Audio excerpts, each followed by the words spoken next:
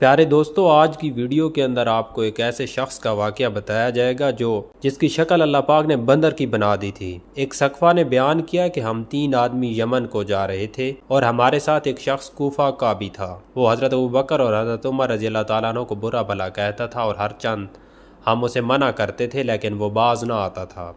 جب ہم نزدیک یمن کے پہنچے تو ایک جگہ اتر کر سو گئے۔ جب کوچ کا وقت آیا تو ہم سب اٹھ کر وضو کیا اور اس کوفی کو بھی جگایا۔ وہ اٹھ کر کہنے لگا کہ افسوس، میں تم لوگوں سے جدا ہو کر اسی منزل پر رہ جاؤں گا، کیونکہ ابھی بھی میں نے جناب رسول صلی اللہ علیہ وسلم کو خواب میں دیکھا ہے۔